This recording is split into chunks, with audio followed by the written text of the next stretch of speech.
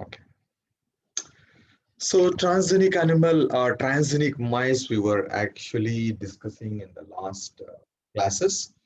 So what are the different ways we learnt?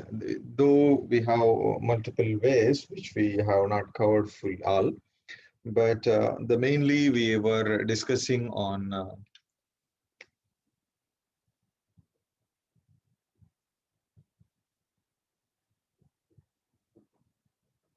direct micro injection is a one. Second is viral mediated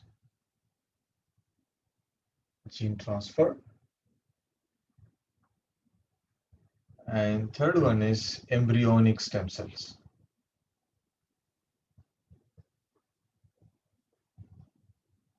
Stem cell engineering,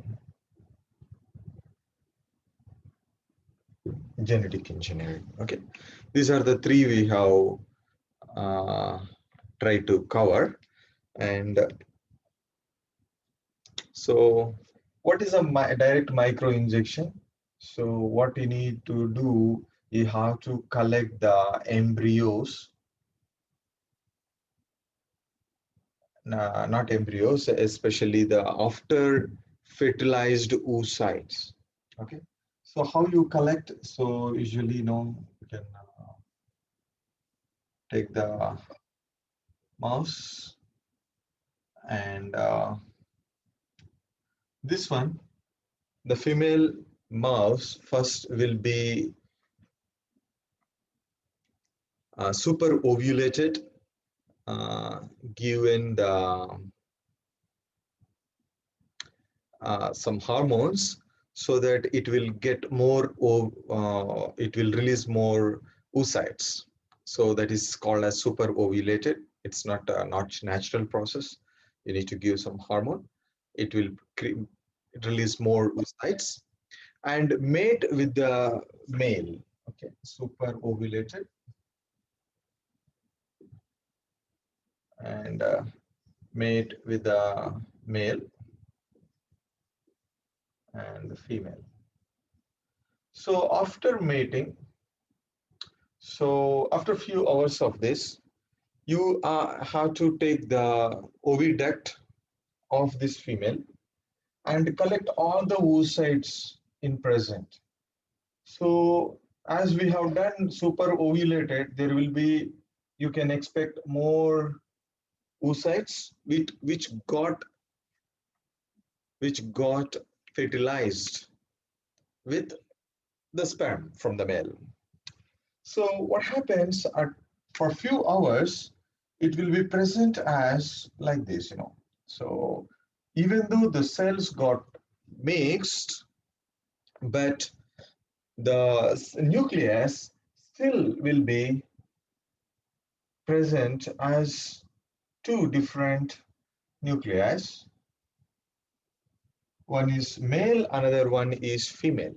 So at this position, you are collecting from the oviduct of the fertilized, super ovulated female.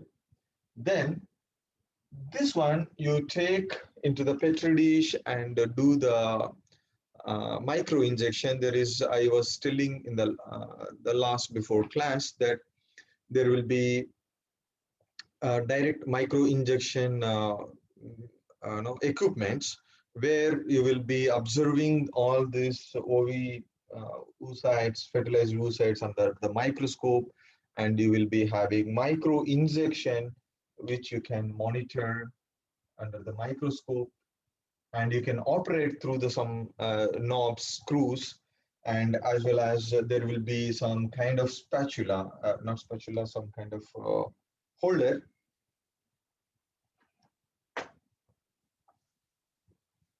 which with the help of some kind of vacuum you can hold these cells, and you can inject your DNA of your interest into the male pronucleus. This is male pronucleus and this is female pronucleus. So why we are preferring the male? Because it is a larger in size in the fertilized oocytes. Okay, So we have injected into the male pronucleus, and now the DNA, foreign DNA is there inside. But that foreign DNA randomly can integrate anywhere or it may not integrate. We don't know actually what happens because we just injected the DNA into the nucleus. We not inserted into the genome. So random, there is any nick DNA present in the genome, so it will randomly go and integrate into the genome. That happens by chance. Okay. So that is usually by chance. And after that, all this, let's say all in the fertilized oocytes, we have injected. And as I told you, one of the drawback is this these cells are very sensitive. You know? The animal cells are very sensitive. There is no cell wall, only cell membrane. So there is a high chance that it will get burst when you are poking into with the micro injection. So some most of them it will die. It will burst. Maybe 50%. Another 50% it will be there. Among those 50%, how many of them get inserted into the genome? We don't know. As I told you, we are just injecting into the nucleus. We don't know whether it is get inserted into the genome or not. Okay, we just injected into the nucleus. So these cells, what we are going to do, we are again take another animal, another female, which is another female you have to take. Uh, this female should be mate with infertile male. Okay, female should be mate with infertile male so that its uterus is ready for implantation. Okay, so need to be done that. This is another animal. It's not the same one. Okay.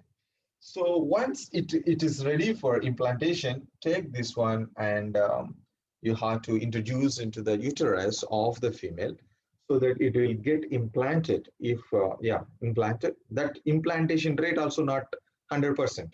If you put a 10, maybe 2 or 3 get implanted. So every step there is a lack of uh,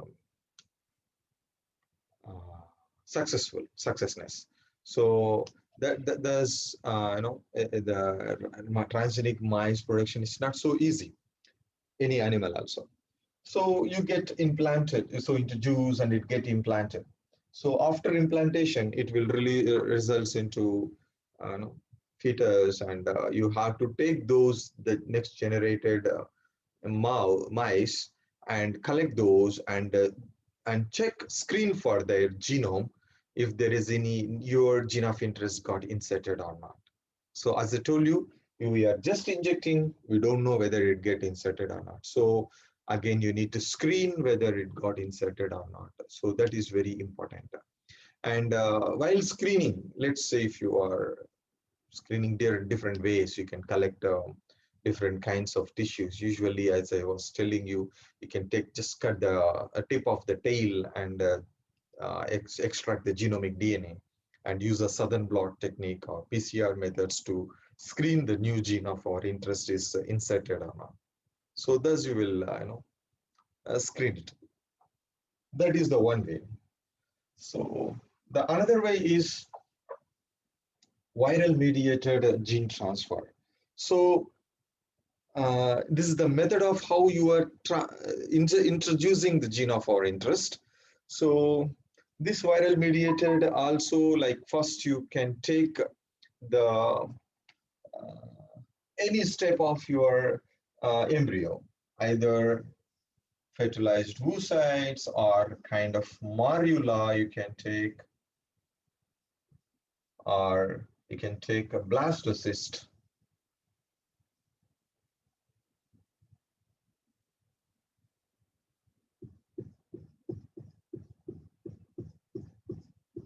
Any step you can take, and so most of the times it will be good to do at a morula stage or 4 cells or 8 cell stage,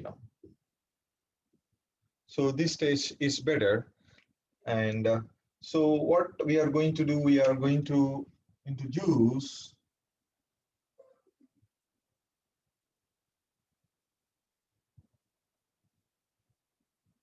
our gene of interest through the virus. So virus will be infected, introduced to the any of these embryonic stages to infect those cells. So which is carrying our gene of interest. That means, so virus, one of the big advantage of this is virus. It's a natural that it will go and inject. So you no need to use any poking of the micro injection or syringe, So it will poke itself and it will introduce into the cell. Not only introducing into the cell, it will go and target to the nucleus. So it doesn't mean that once you introduce the cells, it will go to the nucleus, okay, normally. But viral DNA, it's having its own signals, it will go and target it to the nucleus. So not only target to the nucleus, it will go integrated. That is another natural phenomena of the viral infection. It will go and inserted into the genome. So that is how you can expect that this foreign gene will be get inserted. So you engineer the viral genome such a way that it will not harmful to the cells. So all the harmful genes you delete it, which is needed for the lytic cycle, which is needed for the genes which are coding for the viral proteins. All this you just delete it, so that even though it is get integrated, even though it is getting infected, so there will be no viral proteins will be produced, thus there will be no viral particles. So there is no not resulted into the infection of the cells. So thus you will get randomly, you just introduce randomly, some of the cells will take, some of the cells may not take the viral genome and it's integrated. So after that, you just grow whatever the cell you introduce, you grow until the blastocyst stage. And the blastocyst, again, you are going to the same thing. You have to take a new foster animal, foster female, so which was actually prepared for the implantation and introduce this blastocyst uh, into uh, the female uterus. So it will get implanted and then result into the transgenic mouse if it is get inserted successfully. If the some of the cells has taken the virus, some of the cells not taken, only few cells are there. So then what it will do, it will results into, so then the next progeny of the progeny mouse will produce, some of the tissues will contain the transgene, some of the tissues don't contain the transgene. So okay, if some of the cells contain the transgene, if another cells not contain the transgene, this called as mosaic animal, or yeah, mosaic. So where some of the tissues will be having transgene, some of the tissues don't have transgene.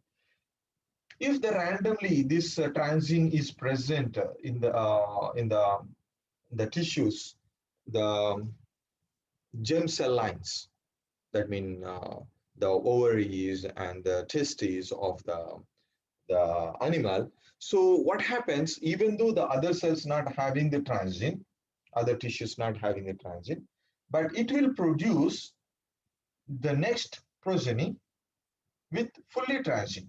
That is important. So that's why, so you have to, in this case, you have to screen not the F1 generation, you have to screen for the F2 generation.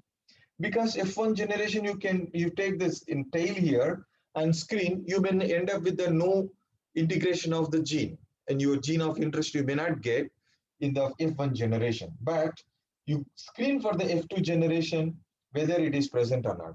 If it is present, then it is fully transgene. If it is not present, then it is not integrated. That's it. So, or the F1 may be the mosaic. So that is what you need to understand, and you will screen by this method. And the next one is embryonic stem cell method engineering, which is more commonly we are using at present, because this allows you to engineer more successfully, and like you can engineer as per your wish. That is what we have understand in the last class. So what you do, you take the embryonic stem cells. What is embryonic stem cells? This blastocyst stage, the inner cell mass, everything is embryonic stem cell. Of course, all the embryos, the first stages of all embryonic development, all they call as embryonic stem cells. But these, the cell mass, usually you take into the petri dish.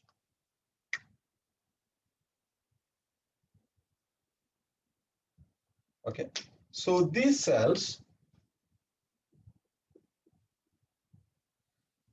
this is the stem cells which I told you before. It is they called as totipotent stem cells.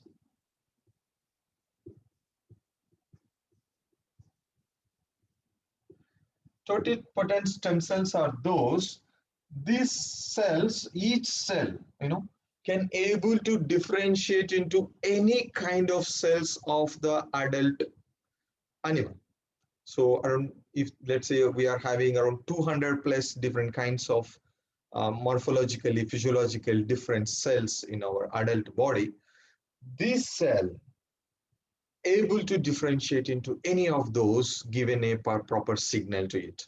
Okay, so those are totipotent stem cells. So has taken into the petri plate, and you can you can grow into the in vitro condition in cell culture.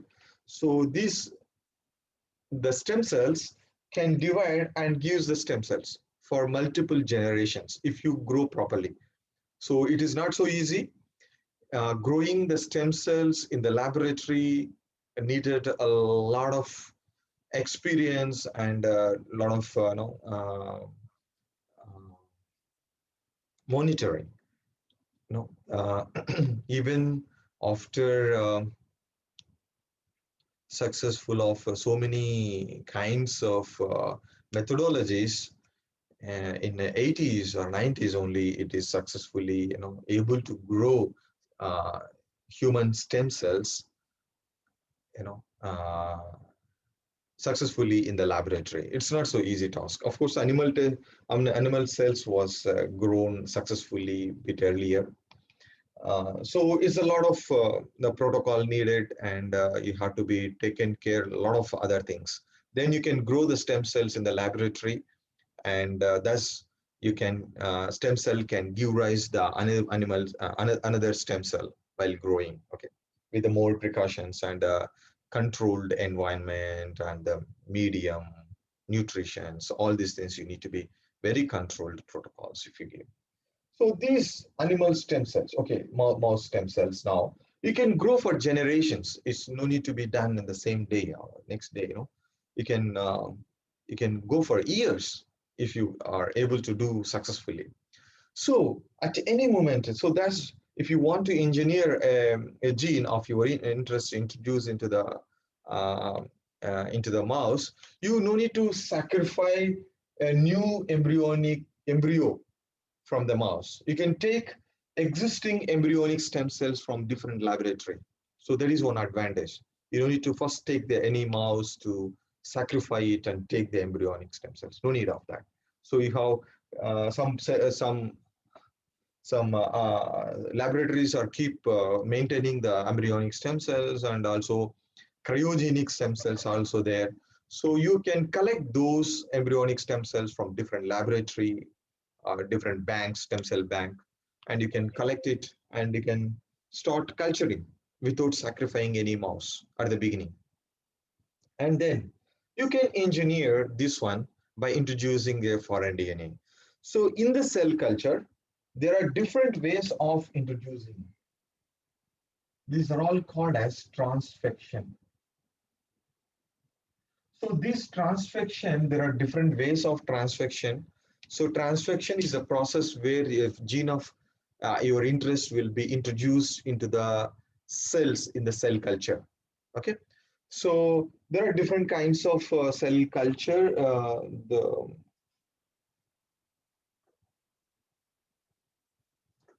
Yeah, different types of transfections.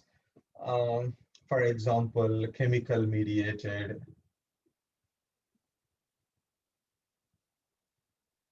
viral mediated, then liposomes, nanosomes, electroporation. There are different kinds of things which you will learn in the next semester, maybe during the course called as cell culture. Before now, it may be called as animal biotechnology. So any one of the course, some of you are taking cell culture, or if you have registered after the 2019 October, I think the course will be named as Animal Biotechnology, where you will learn different kinds of cell culture methods, and where you will learn different transfection methods. So what you need to understand here, there are different ways, methods, these are all methods, where the foreign gene will be introduced into the cells in the cell culture. So collectively they call as transfection. Okay, any of the transfection process you will introduce into the cell. Okay, so we are not talking too detail on those things. As I told you, you will learn in future. Anyhow, if you want to know, just I'll tell you, electroporation is exactly almost similar as bacterial electroporation, where you take a foreign gene of your interest and put the cells into the cuvette, electroporation cuvette, and introduce the electricity. So it is due to the electric current. So there will be some small pores on the cell membrane, and DNA will be introduced into the cell. So that is the thing. Nanosomes or liposomes are like, the there's a lipid bilayer will be there, and inside the gene of your interest will be there. So it will be inserted into the cell lines. I think same thing you can see in uh, the vaccine, the what vaccine? The US Pfizer vaccine doing the same thing. No, what they are doing is that you can just have the lipid bilayer.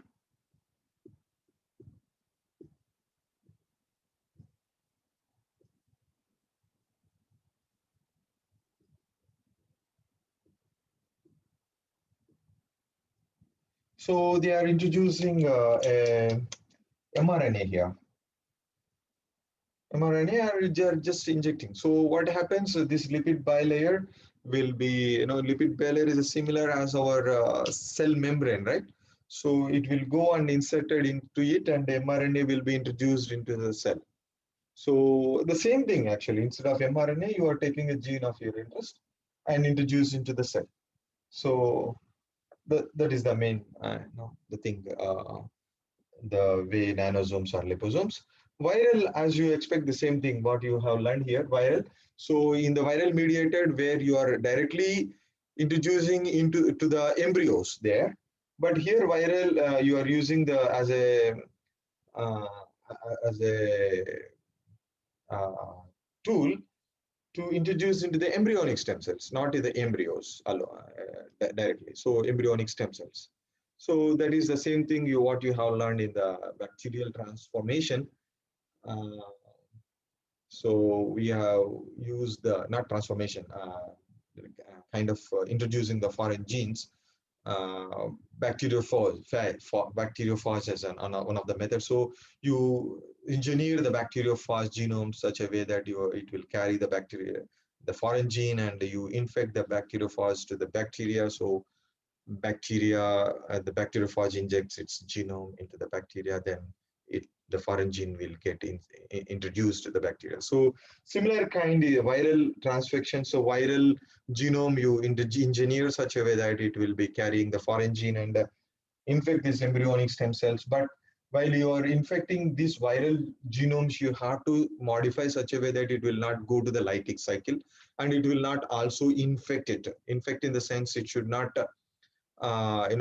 carry any viral proteins, so that it will results into the uh, uh, many viruses, and you should not allow that, so that it will just carry the viral foreign gene and just introduced and integrated into the genome of the embryonic stem cells. And chemical mediated, you will understand maybe in future, like DE, dextron, or calcium, calcium chloride, yeah, yeah, calcium phosphate, mediated um, gene transfer. So just these chemicals you mix and introduce to the cells, and foreign gene get inserted. So that is a very simple method. Another one.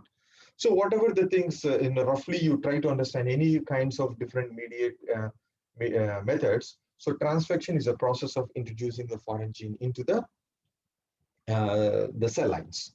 So especially here we talk about the embryonic stem cells. So thus, so one of the advantage of this is, one is you don't need to take um, the totipotent stem cells from the blastocyst whenever you want. You don't need to sacrifice all the time. So you can take existing embryonic stem cells from different laboratories or your own laboratory, a stored one, cryopreserved one. So that is one advantage. Second one is you can monitor. So you are growing the stem cells, stem culture, and once you introduce, you can monitor whether your gene of interest got inserted or not. So that you can monitor before you introduce this one into the female mouse for the implantation. Before that, you can screen it. That is what we have seen advantage, and one of the method we have understood in the last class. So that means you can direct where your gene of interest get inserted. Also, you can screen. One is whether it got inserted. Also, you can see. Second one, whether it got inserted at your desired place. Also, you can direct it. So more efficient engineering. So how to do screening? So one thing is what we need.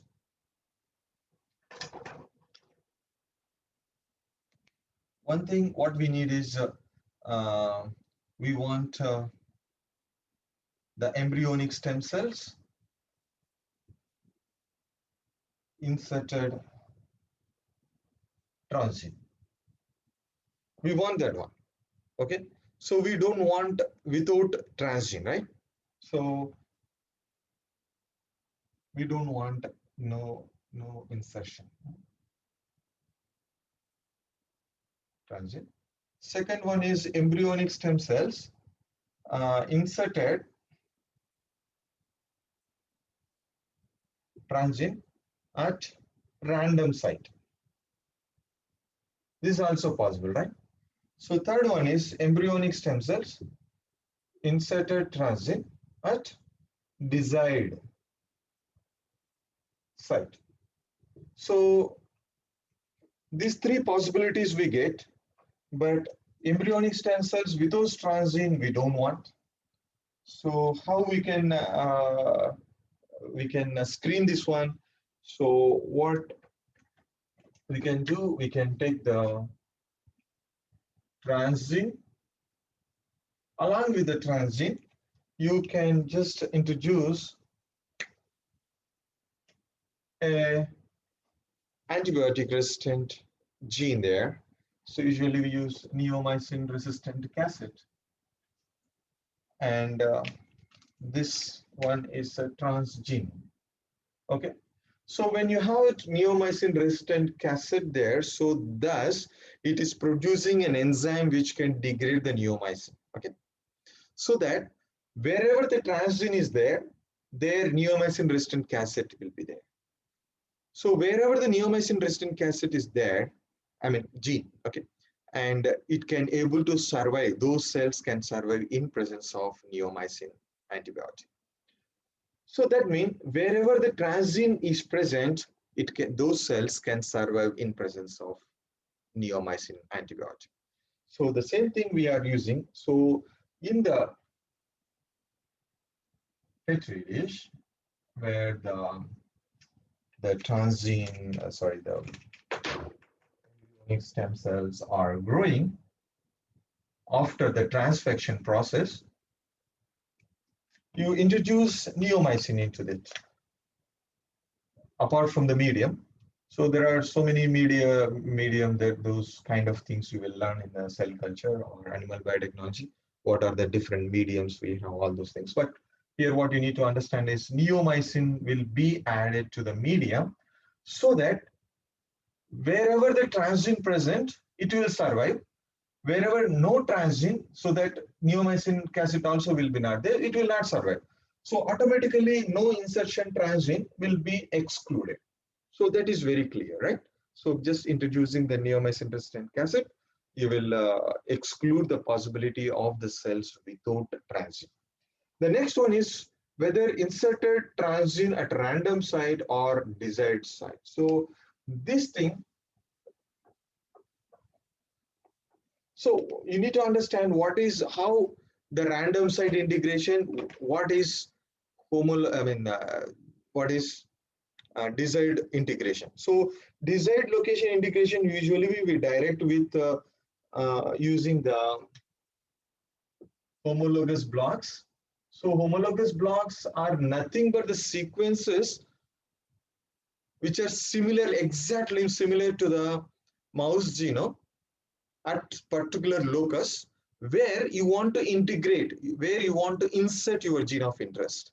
So that location must be, you have to screen before, you have to do the research before where it will be better. Like the location is better for, it will not affect any other vital genes of the animal. And also that location is better, it will be accessible to the RNA polymerases to express. And that location is better because the upstream is having some promoter which can which will be uh, better for expressing your gene of interest in a particular way. For example, some of the genes you want to express and releases into the order of the animal are expressed and secreted through the milk. So those kind of ways you have to find the location where that particular kind of promoter is there and put insert into there so that that promoter will take care of the gene where to express and how to express. Okay, so those kind of research need to be done. After you do the research and find the locus, what is the locus you want to, where is the location you want to insert your gene of interest? Find that one first. And once you find in the genome of the mouse, and you have to take a sequence where we named as homologous block 1 and homologous block 2. The same sequence you have to introduce to your uh, your DNA construct. Okay, so for the transgenic animal production. Okay, so if this happens, the random sites, so whole DNA will get inserted anywhere in the genome, random. Okay, it happens random. That is what we have seen in the micro injection also. It's a random. So if there is any nick DNA in the genome, so it will go and inserted and it will be passed to the next generation. That is a random integration. Okay, whole thing will get integrated. And if it is due to the homologous recombination is the one. So a similar homologous sequences, when it find each other, it will try to exchange its sequences. It will recombine both DNAs. So that is called as homologous recombination. That usually you might have learned in the cytologist, cell biology. Okay. Um, During the mitosis, meiosis, after the things, events, you can see the homologous recombination. Okay, so this, how this happens due to the homologous recombination.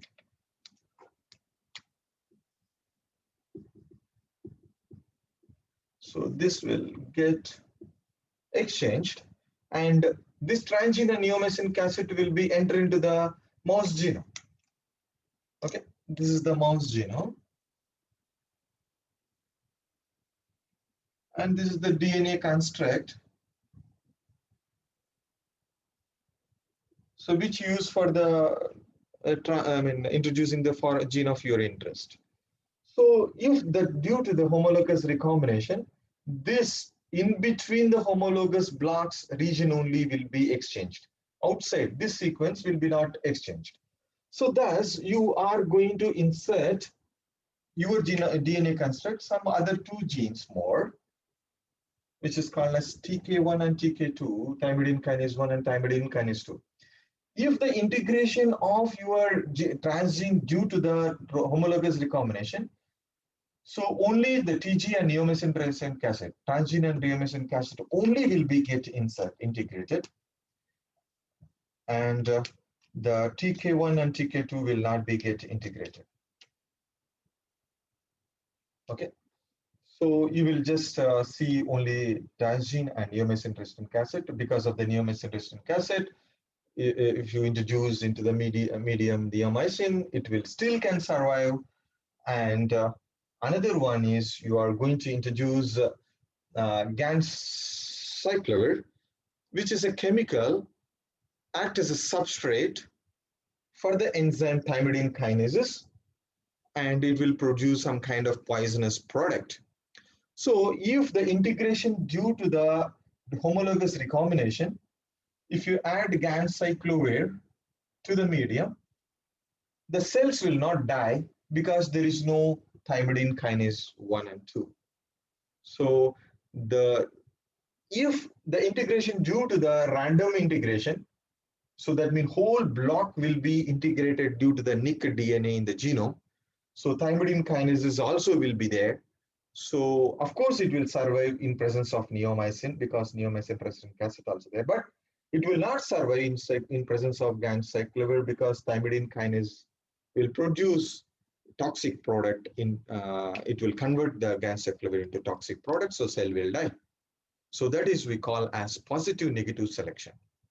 So another method we are going to see today, that is PCR kind of selection. So now you are clear that what is mean by the homologous recombination integration and what is mean by random integration. So here in the PCR based screening, so you are not introducing any other new genes, new kinds of DNA blocks in your construct. It will be the same: homologous block 1, homologous block 2, transgene and neomycin cassette. Okay, but in the genome there are two kinds of integrations you can see, right?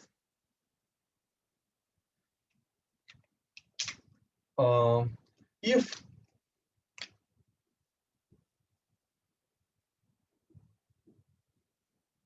homologous block 1, homologous block 2. Okay, this is already there in the genome, and here some other chromosomes or some other part of the cell, the genome, where there is no homologous blocks on there. Okay, so now let's imagine now there are two kinds of integration happens. One is random integration, and another one is homologous integration. Before I explain to that, let me explain to you. So once you know where your locus, where you are expecting your gene of interest need to be get integrated, so you know the sequence of homologous block 1, and you know the sequence of homologous block 2, and you know where the locus is present. Let's say it is a chromosome number 10 and P-arm and this location to that location, everything you know, and also you know what sequence it, and also you know adjacent genes it. Okay, so here The adjacent sequence, you know where what it is present. So homologous block 1 and homologous block 2, you just the same thing. And this sequence, the adjacent sequence, which is naturally present in the mouse genome, just adjacent, upstream to the homologous block 1 and downstream to the homologous block 2. So this just you just name as UG or something. Okay, I'll tell you what is that. UG1 or UG2, whatever it is. Okay, or US1 and US2. Okay, I'll tell you why it is named as. Okay. So this sequence, homologous block 1 and homologous block 2 is there just beside adjacent sequence, you know, because you want where it get integrated, you know the sequence of it, you know the locus, you know those location, what genes are present, what sequence it is. So the sequence just beside the homologous block 1, you just name it as US1. It's called as unique sequence. Okay, whatever it is, unique sequence 1 and unique sequence 2, you just name it. Okay, just adjacent sequence. Okay, now come to the picture. What actually happens for the random integration and homologous recombination? Okay, this whole thing, let's say it is get inserted into the genome anywhere, is a billions of sequence are there, and anywhere it get integrated, wherever it is integrated, it will result into having the transgene and neomycin resistant cassette. Then it will have homologous block 1 and homologous block 2. Okay, this one, if it is get integrated due to the homologous recombination, so homologous block 1 will be there, homologous block 2 will be there. Apart from that, transgene also will be there, and neomycin resistant cassette will be there. So this is the random integration anywhere in the genome. This is homologous recombination where you want to have a specific location due to the homologous recombination. So what do you observe between these two? Here, due to the random integration, whole thing will be integrated. Okay, all 4 slots will be integrated, but we don't know where it is integrated. We don't know adjacent sequence, because anywhere in the genome, billions of nucleotides, anywhere it get integrated. But if it is integrated due to the homologous recombination, of course, all these 4 will be there. Apart from that, we know the sequence which is present adjacent to the homologous block 1, and we know adjacent to the homologous block 2. Okay, until that, is it clear for you? Hello? Yes, sir. Now, the PCR come into the picture. My idea is for you to teach this one after the PCR lesson, but it is get delaying. So let me explain how you can use PCR to screen this, whether this integration or this integration. Before that, just let me give you a rough idea of what is PCR. PCR is a polymerase chain reaction. So if you understand the replication process which naturally happening in the cells, what is the replication? The DNA, double-stranded DNA, either circular DNA or chromosome, which is a linear DNA, will be replicated to the new copy. The same DNA will be replicated to the new copy by DNA polymerase.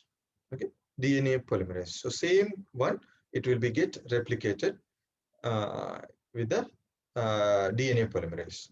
So you know the process how it get replicated. So there will be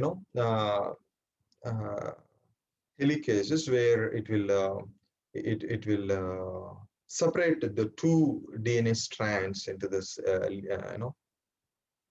into the singular strands, and each strand acts as a template, and the DNA polymerase will produce a new copy of the DNA based on the complementary.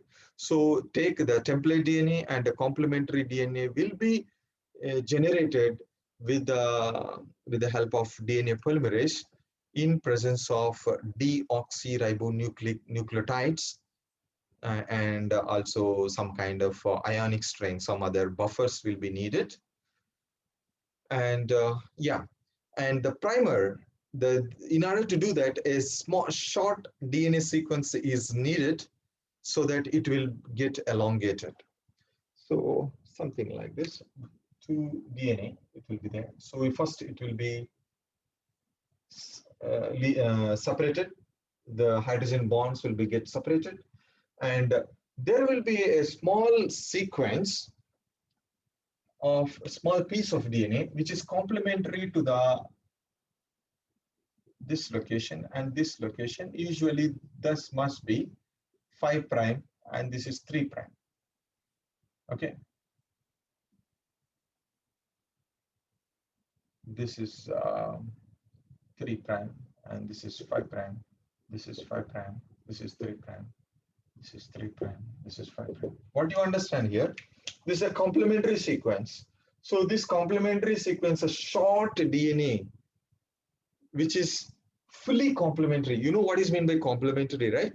So E mean T, G is C, C is G, T is A, is C, something like that. So this sequence, the short brown color one, which is called as a primer, which is complementary to the template strand, and in 5 prime to 3 prime direction, and DNA polymerase will stand here, and in presence of deoxyribonucleotides, it will just keep adding here, and it will elongate, it will move and elongate and makes the new strand which is complementary to here. So this strand will be synthesized from this strand. So similarly this another strand will be synthesized. So thus the single DNA molecule will be generated into 2 DNA, and if you repeat the same thing again and again, so this is called as 1 DNA molecule to the 2 DNA and 2 to the 4 the next cycle. So this is called as cycles. So 1 become 2, 2 become 4, 4 become 8, 8 become 16, like that. It will produce some thousands or millions of copies from single DNA using the PCR. Okay, so this is a rough idea. There is so much need to be understand into that, but you will learn in the next half of the genetic engineering profile. We will explain more detail to you. So what I wanted to explain here is, so PCR is a process where you can replicate the DNA in vitro conditions. So using DNA polymerase, using the primers, using the template DNA, using the deoxyribonucleotides. So all this put into a reaction mixture and using the different temperatures. So for annealing one temperature, see this DNA, double-stranded DNA need to be separated out. So that is called as denaturation. There is one temperature, 96 or I mean higher temperature, 96 or 94, like that way is. So then the primers, short primers which is present in the mixture, it will go and find its complementary sequence. So that process we call as annealing.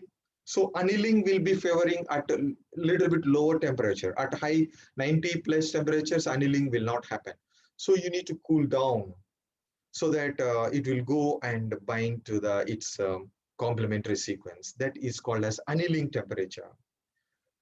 So usually it will be around 58 or 56 based on the sequence. Okay? And then DNA polymerase will recognize that annealed double-stranded DNA and single-stranded DNA here and bind here and go on elongating, stitching, polymerizing the remaining DNA with the help of deoxyribonucleotides present. Deoxyribonucleotides mean DNTPs. So that means DATP, DTTP, DCTP, DGTP. All these 4 will be there. and DNA polymerase will be keep stitching. So this is called as elongation. So for that process, there is another temperature needed, depends on the which kind of DNA polymerase we are using. So usually in the PCR, we use a Taq polymerase, the DNA polymerase, which has extracted from the Thermophilus aquaticus. So that is something, and this can survive at a high temperature. Thus this DNA polymerase can sustain for high temperature. So usually 72 degrees centigrade is the optimum temperature for this DNA polymerase to function. So that's it will be each cycle is having denaturation, annealing, and elongation, and then again denaturation. So different cycles it will go. As you will expect, one strand to the two to four, like that. You will generate multiple copies of the same DNA. That is the PCR. Your rough understanding, okay? So that is enough for your main understanding how it will be utilized here. Okay, so the PCR, what we need is primers, right? Primers should be complementary to the template DNA. So we design here a primers which is complementary to the unique sequence. Okay? So we design here primer 5' to 3'. Okay? A short sequence. And there is one primer, right? So two primers are needed for the PCR. This is one primer. So another primer you can put anywhere else here. So let's say you can put somewhere to the transgene.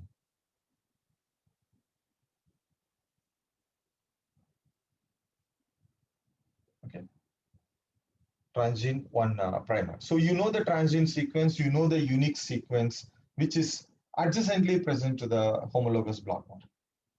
Okay. So what happens after this? So once you introduce this one to the embryonic stem cells, whatever the way, the methodology it may be, different transfection methods, you take those embryonic stem cell, each cell you separate it and clone it, multiple cells, and some of the cells you take from each section and screen for PCR. How to screen for PCR? You just extract the DNA from it and from the embryonic stem cells in the culture itself. Then do the PCR. Using the two primers, primer 1 and primer 2.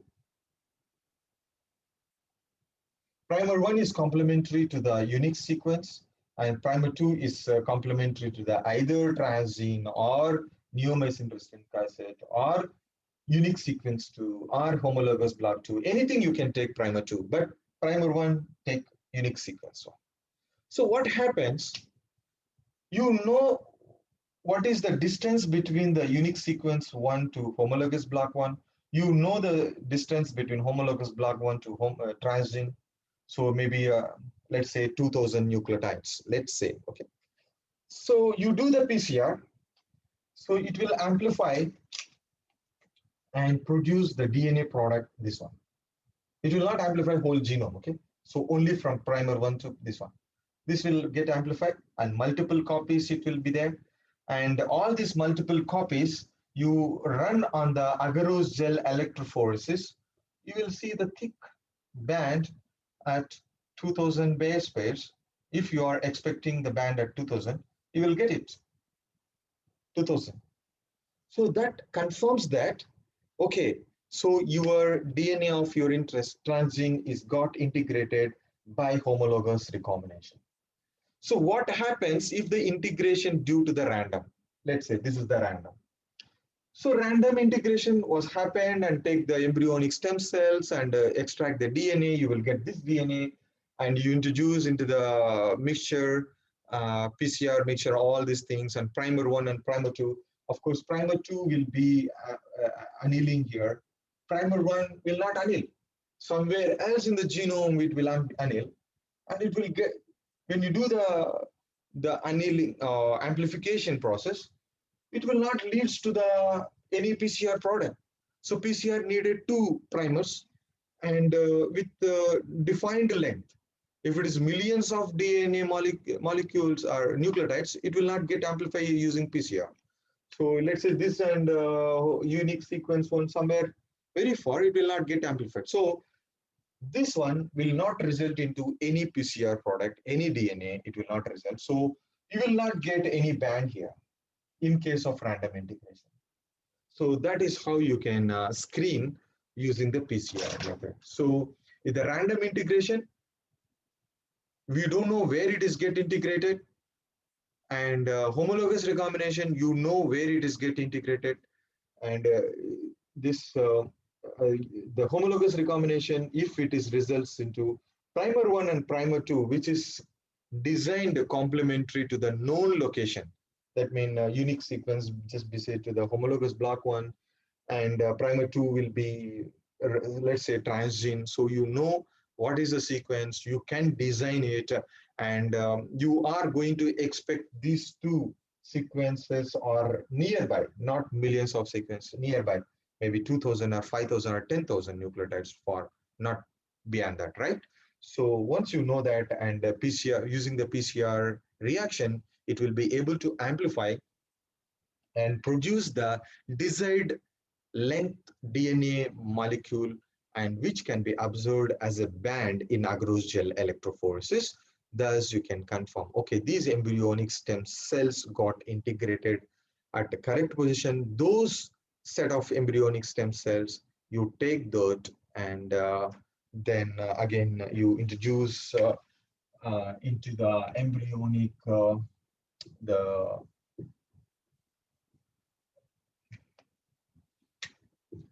blastocyst. So if it your gene of interest present, those cells, embryonic stem cells, you introduce. So when you are introducing, you are not able to remove everything from it. So already you have to take a fresh blastocyst, and then you are going to add the embryonic stem cell, engineered embryonic stem cells, to the cell mass, which is already existing the cell mass. So that means you are not not able to introduce all embryonic engineered embryonic stem cells. Only part of them are engineered embryonic stem cells. Part of them are normal embryonic stem cells. So this you are going to implant into the new foster animal's uterus, then which will lead to the mosaic. Definitely it is going to be mosaic, because only some of the cells will be having a transgene, some of the cells not transgene. So F1 generation, definitely if the mosaic. So F2 generation, you need to screen whether transgene is present or not. If the F2 is there, then it is going to have transgene integration. So anyhow, you don't need to not worry in one case, because these cells confirmed integration is there. So because you already screened either PCR method or positive negative selection method, these embryonic stem cells already got integrated. The only thing is this engineered embryonic stem cells leads to the um, uh,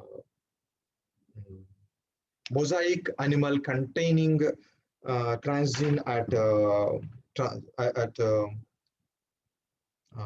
germ cell lines, or mosaic animal transgene at non-germ cell lines, so germ cell line tissue. So that you can screen multiple. That's why it is again here. It is not direct and not 100% success. You need to do multiple implantations into the different animals. So and you have to screen F2 of all those F2 generation. So you will get probably 1 out of 10 or something like that. You are transgene. Transgenic animal. So there's the success rate of transgenic process at every step is limited.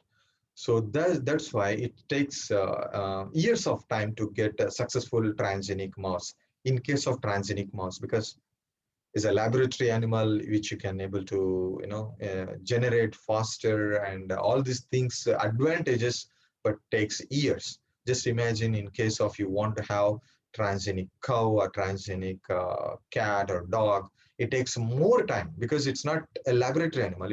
It is really take a lot of time to handle them, and it takes a lot of time. Okay, so that is about the transgenic animal production and different ways of methodology how to prepare the transgenic mouse.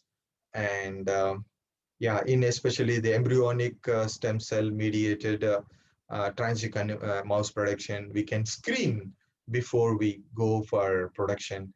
We can screen either positive, negative, or PCR selection. We can screen such a way that the cells are having the transgene and cells are having transgene at the desired location. So this is about the transgenic animal production. So any questions so far?